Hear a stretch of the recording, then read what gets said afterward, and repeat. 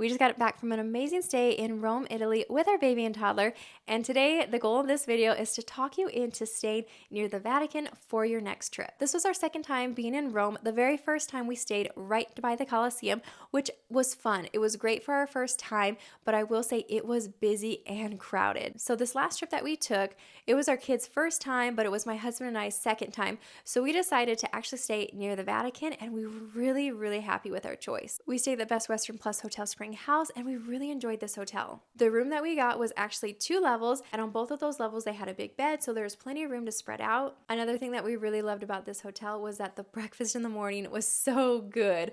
Like seriously, we would stuff our faces each morning because of how good the food was. Another pro of this hotel is the staff. Everybody was so kind to us and very helpful with our baby and toddler. They have a restaurant and bar on site. So one of the nights we just did not feel like going out, so we were able to get food on site and be able to dine outside. Last reason that we really enjoyed this place was the pool deck. It was so fun. There was plenty of space for my toddler and baby to just crawl and run around. They did have some spas on site, and they were actually not super hot, so we were able to get in and just enjoy it with the kids. Just a very fun hangout area for the entire family to enjoy. Now, moving on from the hotel, let's talk about some of the other reasons why you may want to stay near the Vatican for your upcoming trip to Rome. Reason number one, the food is a lot less expensive, especially the gelato we noticed where we were staying near the Vatican than it was like at the main sites like the Colosseum or the Spanish Steps. The gelato was like double the price there.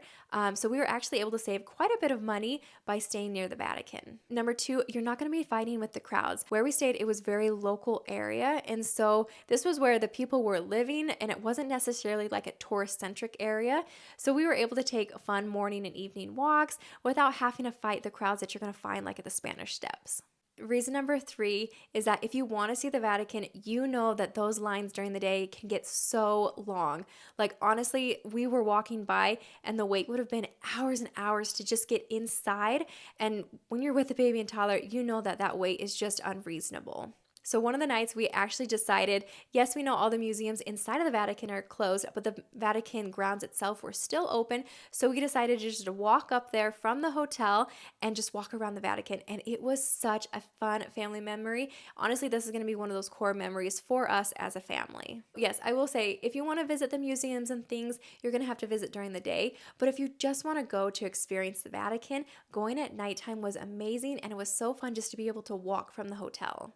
Now, of course, we still wanted to go one day and spend some time at the top tourist attractions. Like I said, this was the first time that my toddler and baby were going to Rome. So we thought, oh, you know what? We can't miss seeing like the Colosseum and the Spanish Steps. So what we decided is to get tickets to the hop on, hop off bus. So we were able to leave the hotel and just go and sightsee around thanks to this bus. We booked our tickets on Klook for both the hop on, hop off bus. For the Colosseum, we didn't hire a tour guide. We just downloaded an audio guide also from Klook. So my husband and I were just listening to the audio guide as we walked around the Colosseum with our little ones. After that, we did go over to the Spanish Step.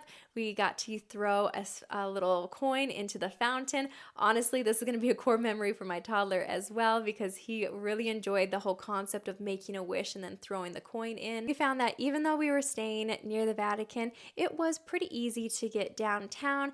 If you were going to go through the train system, it probably will take you about 20-30 minutes from the hotel that we were staying at, depending on where specifically you want to go downtown Rome. Overall, I couldn't recommend this enough, especially if you've already been to Rome before and you're kind of looking for more of an authentic experience. Staying away from the main tourist sites and near the Vatican is the move. Thanks for watching this video. Be sure to subscribe for more videos about Europe with a baby and toddler.